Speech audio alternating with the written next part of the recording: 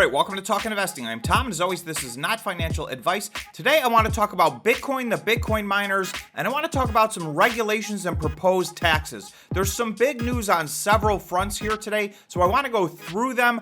I think this is good news, so I hope you'll stick around to listen to some good news, potentially, but I think this has the potential to be very good, particularly for the Bitcoin miners. So let's get started. Just quickly to take a look at Bitcoin, it's hanging around $27,000 right now. It's down a little bit on the day today. We'll see. It's still hanging around. We've been trading sideways for quite some time now. So we're having a down day, but again, just trading within a range here. So let me get to the first piece of news, which is the bigger piece of news, in my opinion. If you enjoy this content, please remember to subscribe to the channel, smash the like button, and hit the notification bell. Still half of you watching are not yet subscribed to the channel. It does help the channel a lot, and it makes a big difference. So much appreciation to all of my existing subscribers. And if you have not yet subscribed, remember to hit the subscribe button. This has to do with a 30% tax on Bitcoin miners. So this is an article from almost 4 weeks ago now. White House issues report justifying 30% crypto mining tax. So I will tell you,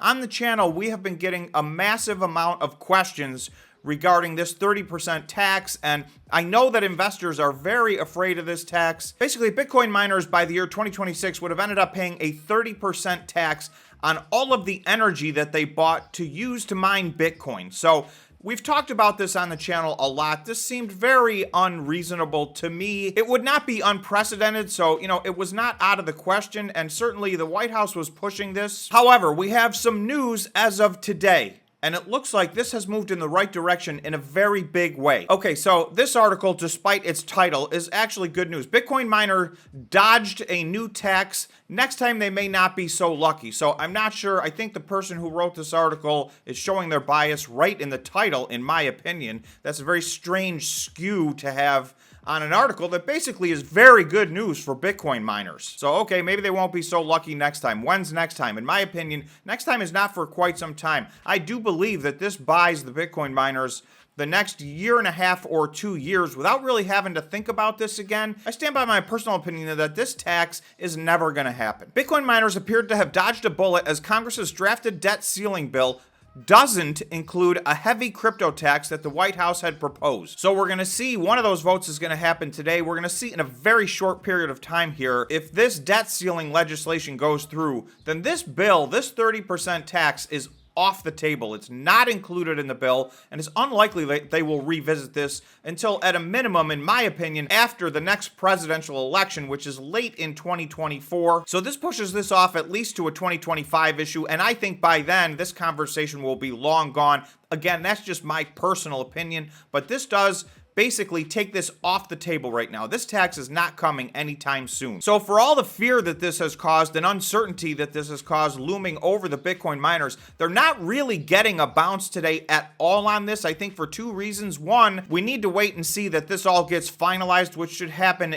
imminently. And number two, both Bitcoin and the equity markets are having a down day. So, that's double pressure on the Bitcoin miners. So, they're not getting the benefit of this news right now. So again, this would only relate to Bitcoin miners' facilities that are in the United States. This would have required them to pay a 30% tax on all the energy that they used to mine Bitcoin in the United States. So this is the big one, but there's more legislation that went Bitcoin's way and Bitcoin miners' way in the last couple of days. It's very bullish for the Bitcoin miners, but it's also very bullish for Bitcoin, in my opinion, because I don't think there's any other way to look at this than really kind of an anti-Bitcoin bill. If Bitcoin miners had to pay a special tax, usually that's reserved for things like cigarettes and gasoline, where we know there's some negative impact to society, and so there's additional taxes. So the fact that this is not happening is a positive thing for Bitcoin in general, and it's a very positive thing for the Bitcoin miners in specific. They certainly would become uncompetitive if they had to pay an additional 30% above and beyond their energy cost, which, as most of you know, that is by far the main cost for these Bitcoin miners, is the energy it takes to run the computers to mine the Bitcoin. Okay, so that was big victory number one, in my opinion. So this is a tiny bit premature, so I hope I don't have to take my words back over the next couple of days. If for some reason this bill does not pass, this debt ceiling bill that everybody has agreed upon. It looks like they have the votes for. So it's kind of built into the cake right now that this is going to pass. If for some reason it doesn't, then that would not eliminate this tax. It would still be potentially lingering over Bitcoin's head. So I do think we have to stay tuned for maybe another 24 or 48 hours to see that this all gets finalized, but there is every indication right now that this is what's happening. So this tax is not included in the new bill. Okay, then beyond that, we had some news in Texas on several fronts. So this all again has to do with regulations and taxes for Bitcoin miners. So this is an article from Bitcoin Magazine. Pro-Bitcoin legislation reigns victorious in Texas this year as the legislative session ends. The Texas grid is better and healthier with the Bitcoin miners and with the legislation that they have passed here, in my opinion. Let me know if you agree or disagree in the comments. I think this is common sense. A lot of the biggest Bitcoin miners that are publicly traded in North America have a majority of their business in the state of Texas. It's by far the #1 state for Bitcoin mining. The one that stands to gain the most out of this is Riot Blockchain, and I'm going to look at some of those numbers in a few minutes. Okay, Bitcoin policy advocates celebrate several victories in the recent quarter, including the success of Texas SB 1929, a pro-mining bill, and the defeat of Texas SB 1751, an anti-mining bill. So it really wasn't a penalty, but what it was going to do, it was going to take away a benefit that the Bitcoin miners had in Texas, and it was really a big benefit to the Bitcoin miners, but in my opinion also a big benefit to Texas's overall grid. So both things would have suffered if this passed, in my opinion, and it did not pass. So Bitcoin companies in the state of Texas give back to the power grid in a significant way. At times of peak power need, the Bitcoin miners are giving back or powering down their machines and kicking energy back to the grid. They were getting paid in energy credits for this, so some people did not like the fact that they were actually profiting from giving this energy back to the grid. So this bill essentially was to limit their participation in that program. That program is not just for Bitcoin miners. It's for all companies that use energy to reduce their energy and give energy back to the grid when needed. So this was specifically just going to limit the Bitcoin miners' ability to do so.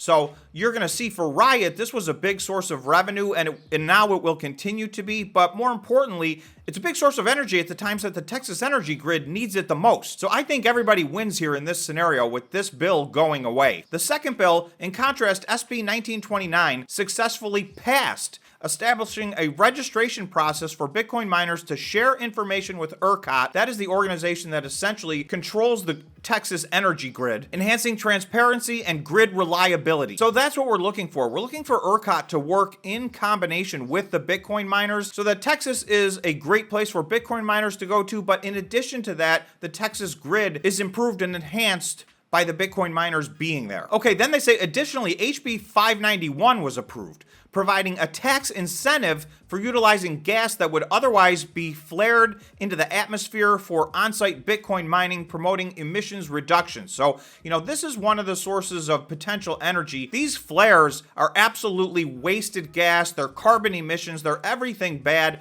They're necessary, so they have to happen, but this is going to provide tax incentives for the Bitcoin miners to capture this energy and use it to mine Bitcoin. So again, I see this as a everybody wins. I think these are very common sense laws. In my opinion, these were no-brainers, but until they were decided on, this was a lot of uncertainty hanging over the Bitcoin miners that are publicly traded in North America. So that's an awful lot of news from a legislation standpoint, and the Texas legislation is coming to the end of a session. So, they had to put some of these to rest, either pass or fail. So really all of these bills went in the favor of Bitcoin and the Bitcoin miners in the state of Texas. The 30% tax that is a national tax is basically put on the shelf. So that's out of the conversation for the indefinite future. Doesn't mean it's gone forever, but it is not included in the current bill. It's not included in the current bill to raise the debt ceiling, so it's unlikely to be revisited anytime soon, in my opinion. Just to put a little perspective on the power curtailment bill in Texas, this is Riot Blockchain's 2022 financial statements, and you're going to see they received $27 million in credits, giving energy back to the grid in the state of Texas in the year 2022. So that is significant. And again, all of this energy goes back at times of peak energy needs. So the grid's getting what they need, Texas is getting the energy they need, and the Bitcoin mining company is getting reimbursed and making profit in the form of these energy credits. So they don't actually get money, but they get a credit against future energy use. So I think this is everybody wins. You can see to scale, this is a pretty decent amount of money for Riot blockchain, and they are not the only ones that participate in this. All in all the changes we just talked about are all very positive for Bitcoin miners in particular. I also think it's bullish for Bitcoin. Bitcoin's been under attack in a lot of ways, so some of these attacks are kind of disappearing or going away. So to me, long term, this is good news. Short term, this is good news. So that's what I got for you on Bitcoin and Bitcoin regulations. Again, we're going to have to wait and see on the federal 30% tax to make sure that this bill actually gets passed, that being the debt ceiling bill. So that's what I got for you today on Bitcoin and the Bitcoin miners. Hope you guys enjoyed this video. Thanks so much for watching. Please remember to subscribe to the channel, smash the like button, and hit the notification bell so you never miss a video. Thanks again, and I will see you in the next video.